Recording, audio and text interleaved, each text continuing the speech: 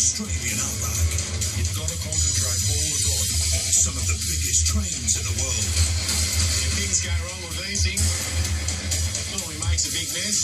On epic journeys through a hostile continent. I don't know what we're going to do. You slow down and overhaul.